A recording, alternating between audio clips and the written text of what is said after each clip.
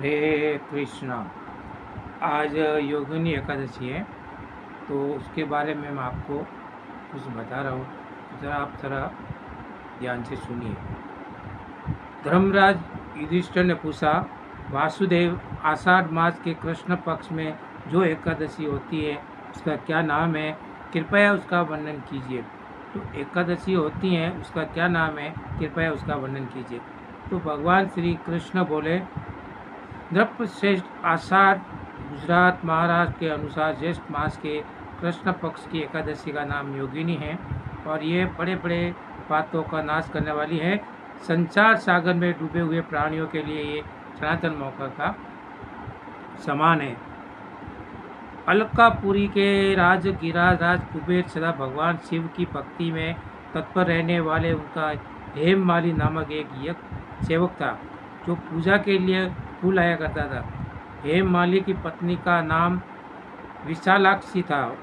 वह यक्ष कामपाक्ष में अवरुद्ध होकर सदा अपनी पत्नी में आसक्त रहता था। एक दिन हेममाली मानसरोवर के फूल लाकर उसने घर में ही ठहर गया अपने ही घर में ठहर गया और पत्नी के प्रेम मास खोया गया रह गया तथा कुबेर के भवन में न जा सका।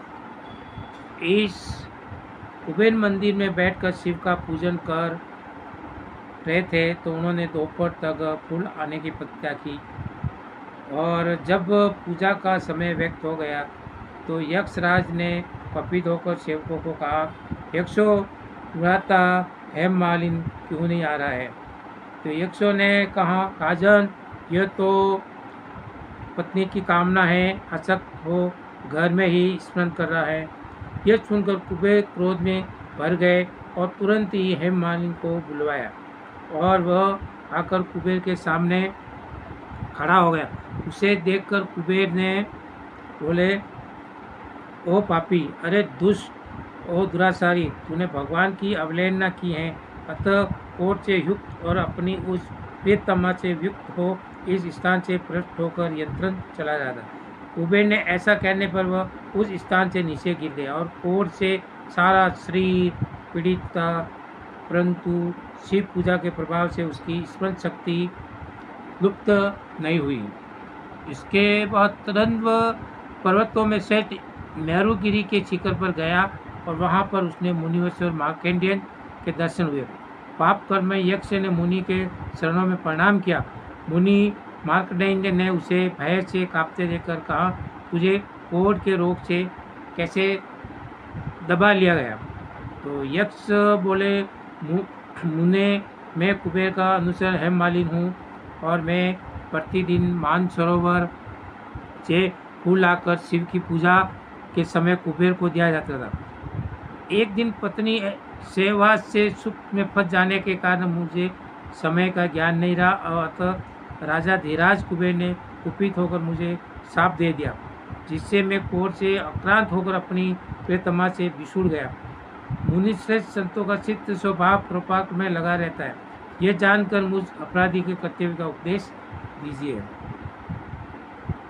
ऋषि मार्कंडेय ने कहा, तुमने यहाँ सच्ची बात कही, इसलिए मैं तुम्हें कल्याण व्रत का उपदेश करता हूँ। तुम आषाढ़ मास के कृष्ण पक्ष की योगिनी एकादशी का व्रत करो।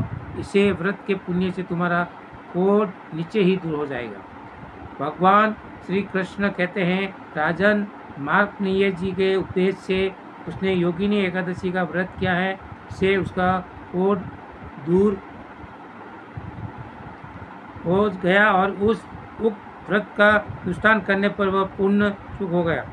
सत्येन ये योगिनी का व्रत ऐसा पुण्यत है कि उदासी से 1000 ब्राह्मणों को भोजन कराने से जो फल मिलता है वही फल योगिनी एकादशी का व्रत करने वाले को मनुष्य को मिलता है।